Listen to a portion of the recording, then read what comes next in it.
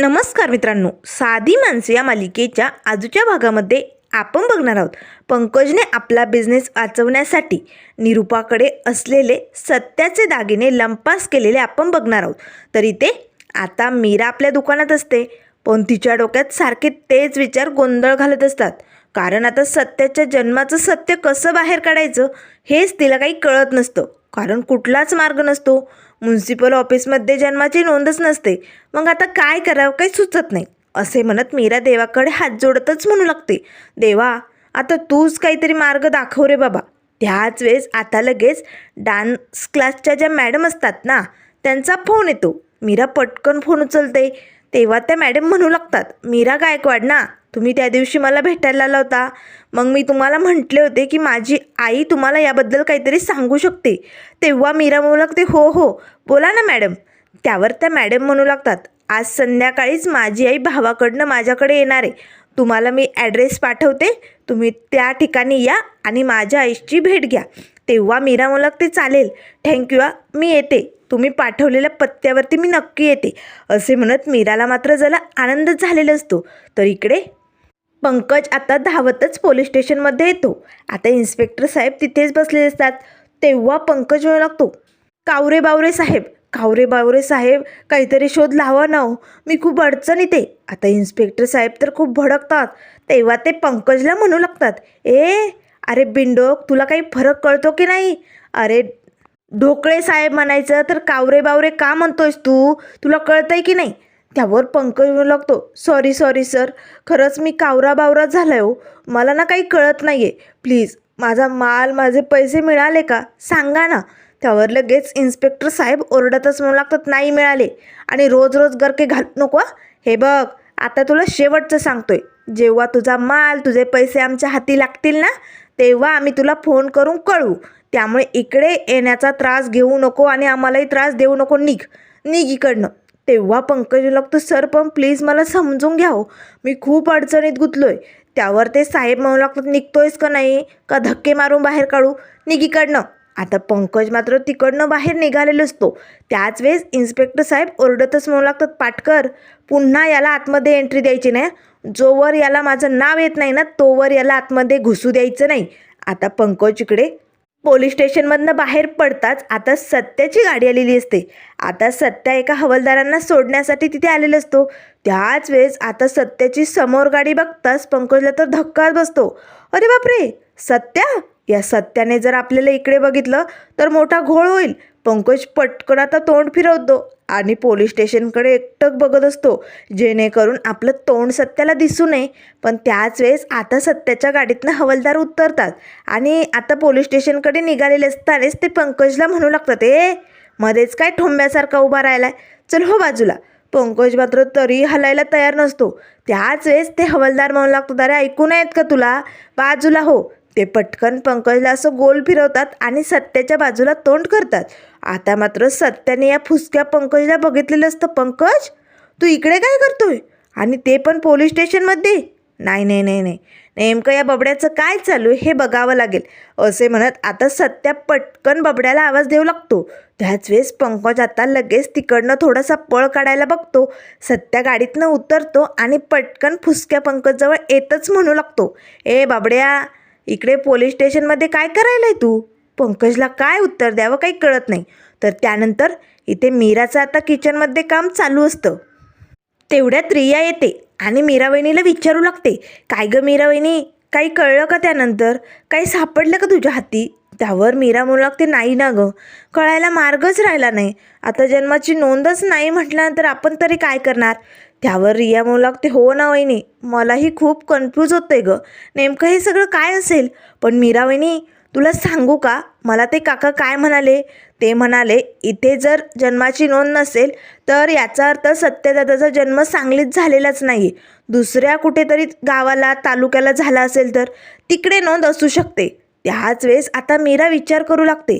आता दोघींचाही विचार करून झालेला असतानाच दोघींचं एकच उत्तर आलेलं असतं, याचा अर्थ यांचा जन्म गावात झालाय का, आजीकडे झालाय का? आता मात्र लगेच स्त्रिया म्हणू लागते, करेक्ट मीरा वहिनी, आजीकडेच झालं असेल गावी. आपल्याला आजीकडे माहिती काढावी लागेल, आजी सांगतील ना आपल्याला. त्यावर मीरा म्हणू लागते, नाही, आजी आपल्याला काही सांगतील असं वाटत नाही, पण हां, आपण सासूबाईंकडनं हे सगळं काढून घेऊ शकतो. तेव्हा रिया मला ते चालेल. आपण मॉमलाच हे सगळे प्रश्न विचारूया आणि त्यांच्याकडनं बरोबर उत्तरं काढूया. तेवढ्यात आता किचनमध्ये निरूपा येते. त्याच वेळेस आता लगेच मीरा रियाला खुणावते, मी बाहेर जाते, तू त्यानंतर प्रश्न विचार. तेव्हा मीरा म्हणू लागते, रिया अगं मला ना अर्जंट दुकानात जायचे, मी आलेच हा. असे म्हणत आता मीरा पटकन हॉलमध्ये येते आणि आता भिंतीआड लपून रियाकडे बघत असते. त्याच वेळेस रिया म्हणू लागते, मॉम मॉम मला एक विचारायचं होतं, तुमच्या सगळ्या डिलेवऱ्या सांगलीतच झाल्या आहे की बाहेर कुठे झाली एखादी डिलेवरी? त्यावर लगेच निरूपा म्हणू लागते, रिया अगं कुठले प्रश्न विचारते तू, तुला रवी काही बोललाय का? त्यावर रिया म्हणू लागते, नाही मला असंच विचारायचं होतं मॉम. त्यावर निरूपा म्हणू लागते, नाही नाही, बाहेर कुठेही माझ्या डिलेवऱ्या झालेल्या नाही आहेत, माझ्या डिलेवऱ्या सांगलीतच झालेल्या आहेत. आता मात्र मीराला धक्काच बसतो. तेव्हा मीरा मनाशीच म्हणू लागते, काय सासूबाईंची डिलेवरी जर इथेच झाली असतील तर मग यांच्या जन्माची नोंद का नाही आहे? असे प्रश्न आता आणखीनच वाढत चाललेले असतात. मीरा मात्र गोंधळून गेलेली असते. तर इकडे सत्य आता फुसक्या पंकजला म्हणू लागतो, ए बाबड्या इकडे काय करायला आहे तू? नाही या पोलीस स्टेशनमध्ये तुझं काय काम? तेव्हा पंकजने लागतो, ए सत्या मी बिझनेसमॅन झालो आहे, आता बिझनेस प्रोव्हाइड करतो आहे मी, त्यामुळे परवानगी घेण्यासाठी मला यावं लागतं इकडे. तेव्हा सत्या मला लागतो, काय इकडे पोलीस स्टेशनमध्ये कोणी परवानगी मागतं का?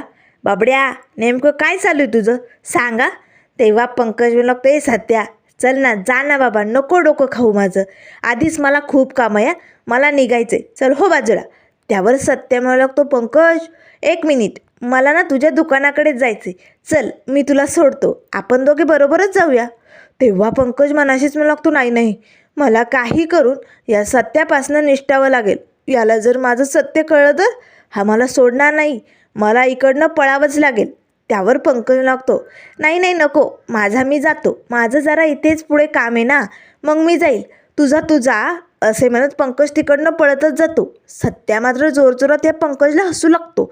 तर त्यानंतर इकडे मीरा आता त्या मॅडमच्या घरी आलेली असते.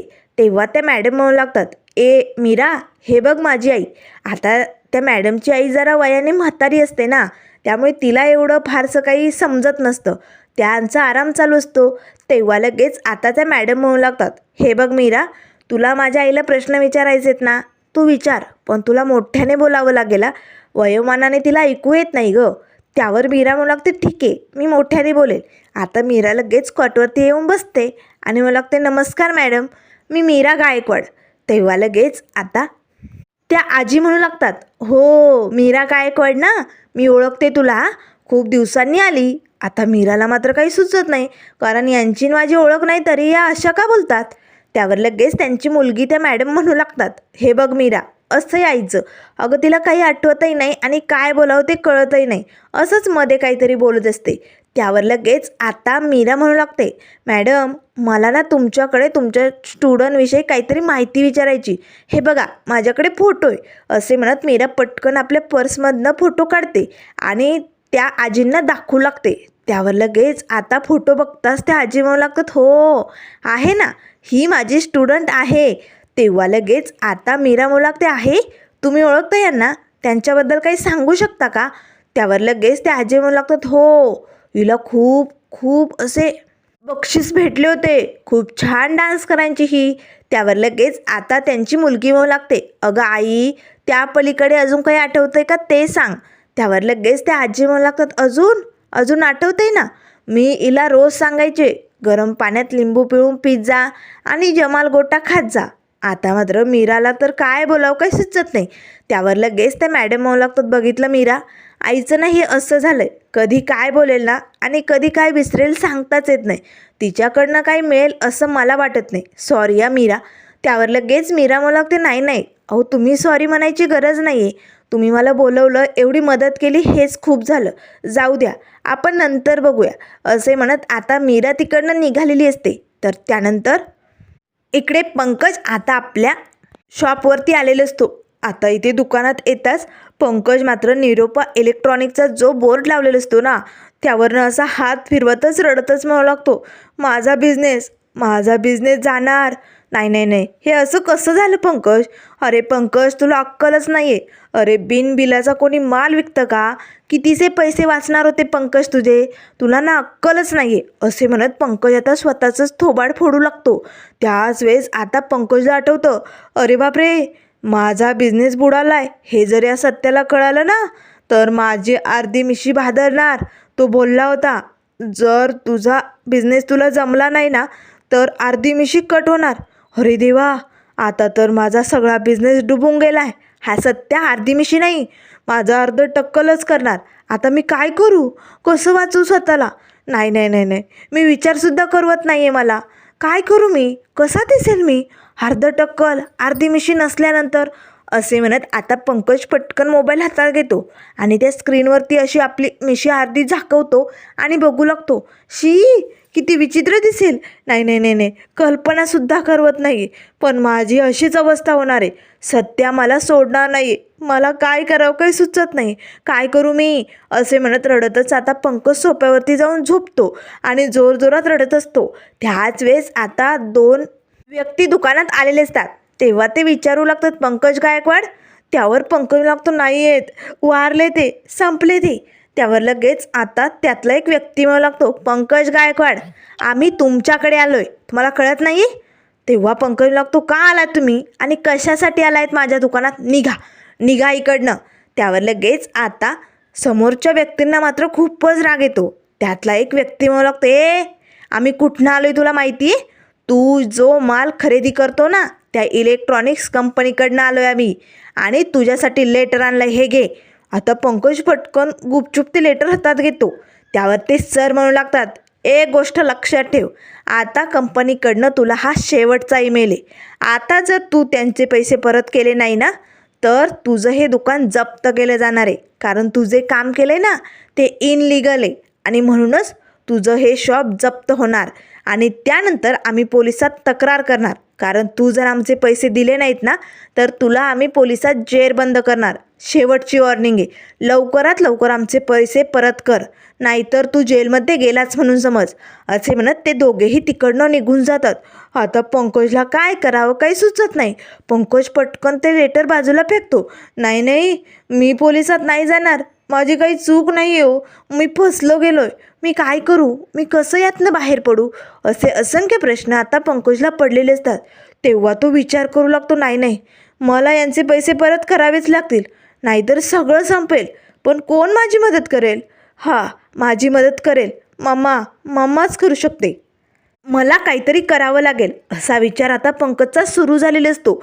तर इकडे आता मीरा निघालेली असतानाच त्या मॅडम म्हणू लागतात, मीरा थांब, एक मार्ग आहे. अगं आईला जरी आत्ता काही आठवत नसेल ना तरी ना ती डायरी मेंटेन करायची. म्हणजे रोजचं जे काही होत असेल ना ते सगळं ती डायरीत लिहायची. मग आपण त्यानुसार काही मिळतं की काय हे बघू शकतो. त्यावर मीरा म्हणू लागते, चालेल ना. त्यावर आता पटकन त्या मॅडम आता त्या डायऱ्यांजवळ येतात आणि म्हणू लागतात, मीरा अगो कुठला सालाचा जन्म म्हटली होती? त्यावर आता मीरा म्हणू लागते, 1999. आता त्या मॅडम एक एक करून सगळ्या डायऱ्या चेक करू लागतात. पण अजून तरी काही 1999ची डायरी सापडलेली नसते. 4-5 डायऱ्या बघून झालेल्या असतात. मीराला मात्र आता जरा टेन्शन येतं, नक्की सापडेल ना ती डायरी? आता तेवढ्यात ती डायरी सापडलेली असते. त्या मॅडम पटकन मीराच्या हातात देतात. मीरा आता उघडून बघू लागते. तर जेव्हा निरूपाला ते बक्षीस भेटलेलं असतं ना नृत्य केल्यानंतर, त्याचं आता या मॅडमने इथे लिखाण केलेलं असतं. आता मीरा पटकन ते वाचू लागते. निरूपा गायकवाड होळीच्या कार्यक्रमात भाग घेतल्यामुळे निरूपा गायकवाड यांना बक्षीस भेटलं होतं आणि त्यावेळेस निरूपाला 5 महिन्यांचं बाळही होतं. आता मात्र हे ऐकून मीराला धक्का बसतो. काय 5 महिन्यांचं बाळ होतं? मग ते बाळ कोण असेल? हे असतील का? असे प्रश्न आता मीरासमोर उभे राहिलेले असतात. तशीच आता मीरा विचार करत घरी निघालेली असते. तर इकडे आता संध्याकाळची वेळ झालेली असते. पण तरीही मीराच्या डोक्यातले विचार काही जात नाही. सारखं सारखं ज्या डायरीतलं तिने वाचलेलं असतं ना तेच तिला आठवत असतं. 5 महिन्यांचं बाळ कसं असू शकतं? नाही नाही नाही, हे काय आहे ना मला काही कळतच नाही. तेवढ्यात सत्य येतो. आता धूमकेतू विचार करते हे बघताच सत्य तिला असा भॉक करतो. आता मीरा डचकते आणि मला लागते, काय आहे हे? बघा तुम्ही ना असं उगाच चेष्टा मस्करी करत जाऊ नका, मी घाबरले ना. आणि मला एक सांगा बरं, तुमच्या जन्माची तारीख चुकली आहे का? नाही म्हणजे नक्की 30 तारीख आहे ना? तेव्हा सत्य येऊ लागतो, धूमकेतू तुला काय प्रॉब्लेम आहे? तुझं घोडं अजूनही तिथेच अडकलं आहे का? धूमकेतू, तुला जर ही तारीख पटत नसेल ना, तर तुला जी आवडेल ती तारीख ठेवूया आणि त्या दिवशी माझा बड्डे दणक्यात साजरा करूया, चालेल? तेव्हा मीरा म्हणू ते गप्प बसावं, कधीतरी सिरियस घेत जा ना, चेष्टा मस्करी दुसरं काही सुचत नाही. त्यावर सत्य म्हणू लागतो, धूमकेतू मग काय चुकीचं बोललो? आता बघ, निरूपाचा बड्डे तो कसा दणक्यात साजरा होणार आहे ना, आपण हार आणलाय ना तिच्यासाठी, मग तिच्या लेकाचा पण वाढदिवस दणक्यात झालाच पाहिजे म्हणून म्हणायलो. त्यावर मीरा म्हणू लागते, हो तसं नाही, मला म्हणायचं आहे तुम्ही नीट विचार करा, तुम्हाला नक्की आठवतं आहे ना तुमची जन्मतारीख हीच आहे ना? त्यावर सत्य म्हणू लागतो, हो धूमकेतू, आता तू सांग बरं, तुला देव दिसतात का? त्यावर मीरा म्हणू लागते, काही प्रश्न विनाका विचारू हो. तेव्हा सत्य म्हणू लागतो, मग हवा दिसते का? त्यावर मीरा म्हणू लागते, नाही. तेव्हा सत्य म्हणू लागतो, मग माझं मन दिसतं का? तेव्हा मीरा म्हणू लागते, गप्प बसाव. त्यावर सत्य म्हणू लागतो, धूमकेतू जशा या गोष्टी दिसत नाही ना, तसंच माझं बर्थ सर्टिफिकेट आहे पण ते दिसत नाही असं आहे. तेव्हा मीरा म्हणू लागते, गप्प बसाव, स्वतःचं बर्थ सर्टिफिकेट नाही आहे तुमच्याकडे, काय बोलावं? त्यावर सत्य म्हणू लागतो, धूमकेतू आता थांब, मी ना बापालाच बोलावतो. असे म्हणत सत्या लगेच बाप बाप असे ओरडत आता बापाला आवाज देऊन बोलावून घेतो. सुधाकर भाऊ येतात. काय झालं सत्यजित? तेव्हा सत्य म्हणू लागतो, बाप इकडे या, धूमकेतूला काय झाले बघ बरं, सारखं माझं डोकं पिकवलंय. तुमची जन्मतारीख बरोबर आहे ना, तुमची बड्डे डेट बरोबर आहे ना, सारखं डोकं पिकवलं, हिला काय झाले बघ बरं. त्याच वेळेस मीरा म्हणू लागते, बाबा अहो मला असं वाटतंय की यांच्या जन्माची तारीख चुकली तर नसेल ना, कारण मी म्युन्सिपल ऑफिसमध्ये गेले होते, तिकडे मला कळालं आहे की या तारखेला यांच्या जन्माची कुठली नोंदच नाही आहे, म्हणून विचारत होते. तेव्हा सुधाकर भाऊ लागतात, नाही नाही मीरा, अगं त्याचा वाढदिवस बरोबर त्याच तारखेला असतो, त्यांचा काहीतरी गैरसमज झाला असेल, त्यांना नसेल काही मिळालं, त्यामुळे ना तू उगाच डोक्याला ताण करून घेऊ नको, मी बघतो त्याचं बर्थ सर्टिफिकेट सापडेल लवकरच. असे म्हणत आता सुधाकर भाऊ सत्यजितकडे बघतच म्हणू लागतात, सत्यजित आज जेवण खूप झाले, चल बरं आपण बाहेर जाऊन जरा फेरफटका मारून येऊया. आता सुधाकर भाऊंनी बरोबर तिकडनं निसटून घेतलेलं असतं. मीराला काय करावं काही सुचत नाही, तिचे विचार मात्र चालूच असतात. तेवढ्यात आता इकडे निरूपा आपल्या रूममध्ये बसलेली असते. त्याच वेळेस आता पंकज येतो आणि लागतो, मम्मा अगं काय झालं, तू एकटीच बसली, तू बरी आहे ना? तेव्हा निरूपा मला लागते, ए मला काय धाड भरली, मी बरी आहे, तुझं बोल कशासाठी आलाय? तेव्हा पंकज लागतो, मम्मा म्हणजे कसं आहे ना, तुझ्या पंकजला ना बिझनेससाठी जरा पैशांची मदत हवी होती गं, म्हणजे कसं आहे बिझनेससाठी भांडवल लागतं ना. तेव्हा निरूपा मला लागते, हां मग बोल किती पैसे हवेत? त्यावर पंकज लागतो, काही नाही फक्त 5 लाख. आता निरूपाला धक्काच बसतो, ए पंकज ते काय 5 रुपये आहेत का? 5 लाख? अरे सदा ना कदा तुला इतरांकडे भीक मागावंच लागतं का रे? एवढा बिझनेस उभा झाला आहे ना, मग तरी तुझ्याकडे पैसे नाही आहेत, सतत हे भिकेचे डोळे लागतो, बंद कर हे डोळे. त्यावर लगेच आता पंकज लागतो, मम्मा अगं असं काय करते, तुलाच वाटत होतं ना तुझ्या पंकजने मोठं बिझनेसमॅन व्हावं, मग त्याला तू मदत नाही करणार का? अगं थोडे दिवस म्हणजे फक्त 2-4 दिवस मला हे पैसे हवे होते, मग काय पुन्हा माझे पैसे येतील मग मी तुला परत करेल. तेव्हा निरूपा मला लागते, हो मी एकदा तुला पैसे दिले की ते तू मला परत करणार आहे? शक्यच नाही आहे ते. आणि ए पंकज बिझनेसमॅन करू नको, हा बिझनेस काही तू उभा केलेला नाही आहे, सत्याने उभा करून दिला आहे तुला. तो सत्यच बरा आहे तुझ्यापेक्षा, सतत इतरांना पैसे मागत असतो भिका लागल्यासारखे. त्यावर पंकज लागतो, मम्मा अगं असं काय करते, अगं बिझनेसमध्ये कमी जास्तपणा चालूच असतो, मला ना 2-4 दिवसांसाठी पैसे होते, ठीक आहे तू नाही देणार तर मग नको देऊ, पण मम्मा तुझ्या बबड्यासाठी तू एवढं नाही करणार का? त्यावर निरूपा मला लागते, गप्प बाईस, अरे दरवेळेस मी तुझीच बाजू घेते आणि तुझ्याबरोबर उभी राहते, पण यावेळेस जर काही माती खाल्ली ना पंकज तर मी तुझी बाजू घेणार नाही आहे, आत्ताच सांगून ठेवते. त्यामुळे हे पैसे मागणं बंद कर. आणि तसंही हा बिझनेस उभं करायला तुझ्या पप्पांनी तुला 5 लाख रुपये दिलेत ना, मग आता तू काहीतरी ॲडजस्टमेंट कर ना आणि मिळव तुझा माल आणि मग कमव तुझे पैसे. अरे काहीतरी डोकं चालवत जा, तुझ्यापेक्षा तो सत्या बरा आहे. अरे तुला ना जरा पण अक्कल नाही आहे. त्यावर लगेच पंकज उठून बाजूला होतो, ठीक आहे मम्मा तुला नसेल करायची मदत तर नको करू. असे म्हणत पंकज निघालेले असतानाच निरूपा त्याकडे बघू लागते. तर इकडे मीरा आपल्या रूममध्ये असते. तिचे विचार काही बंदच होत नाही. त्याच वेळेस रिया येते. मीरा वहिनी, अगं काय झालं? पुढे काही कळालं का? तू गेली होती ना त्या मॅडमकडे. आता तिकडे जे काही डायरीत माहिती मिळालेली असते ती आता मीरा रियाला सांगते. रियालाही धक्का बसतो. काय 5 महिन्यांचं बाळ होतं? मग ते बाळ कोण असेल? त्याच वेळेस आता दोघेही विचार करू लागतात. ते बाळ पंकज तर नसेल ना, असा विचार आता दोघींच्याही मनात आलेला असतो. त्यावर लगेच आता रिया म्हणू लागते, मीरा वहिनी, ते बाळ सत्यदादा असेल तर मग ठीक आहे, पण ते बाळ जर पंकज दादा असेल तर मग अवघड आहे. जर आपल्याला हे सगळं शोधायचं असेल तर आपल्याला पंकज दादाची बर्थ डेट शोधावी लागेल. नेमकं त्याचा जन्म कुठल्या तारखेला झाला आहे हे जर आपल्याला करेक्टली कळालं ना, तर ते 5 महिन्यांचं बाळ कोण होतं हे आपल्यासमोर नक्कीच येऊ शकतं. तेव्हा मीरा मला ते चालेल. पण रिया, मला ना खरंच खूप टेन्शन आलं आहे गं. हे सगळं जरा विचित्रच वाटतंय. खरंच नक्की असं काही नसेल ना? त्यावर लगेच रिया म्हणू लागते, मीरा वहिनी काळजी करू नको, आपण शोधूया पंकज दादाची डेट आणि मग ठरवूया काय होतंय ते. असं आता दोघींनाही ठरवलेलं असतं. तर इकडे आता लगेच निरूपा पंकजला म्हणतो, पंकज थांब, कशासाठी हवे होते तुला पैसे? त्यावर पंकज म्हणू लागतो, मम्मा मी जरा प्रॉब्लेममध्ये अडकलो आहे गं, आणि आपली मुलं जर प्रॉब्लेममध्ये अडकली तर आईच मदत करते ना, तुला माहिती आहे मम्मा. अगं पैसे नसतील तर आई आपल्या मुलासाठी दागिने गहाण ठेवते, पण मुलाची मदत करतेच हा. तेव्हा निरूपा रागाच्या भरातच पंकजजवळ येते आणि लागते, पंकज आजवर तुझ्यासाठी मी लई काय काय केला, पण माझ्या दागिन्यावरती नजर ठेवू नको, लक्षात ठेव. एकतर तुझ्या पप्पाने 4-5 दागिने केलेत मला कसे तरी, पण तरी त्यावरती नजर ठेवूनच असतात. त्यामुळे ना माझ्या दागिन्यांकडे बघायचं नाही आणि त्याचा विचारसुद्धा मनात आणायचा नाही. आणि तुला माहिती आहे पंकज, मीराचे दागिनेसुद्धा ठेवायला माझ्याकडेच आहे, आणि त्यातल्या त्यात सत्याने तिला एक मोठा नेकलेस आणला आहे, तोही माझ्याकडे ठेवायला दिला आहे. एवढी सगळी जिम्मेदारी माझ्याकडे असताना मी दागिने तुला देऊ शकत नाही. आता पंकज मात्र खुश होतो. सत्याचे आणि मीराचे दागिने? अरे बापरे, मग तर ते नक्कीच कामं येऊ शकतात. मम्माला घोळात घ्यावं लागते असा विचार त्याचा चालू असतो.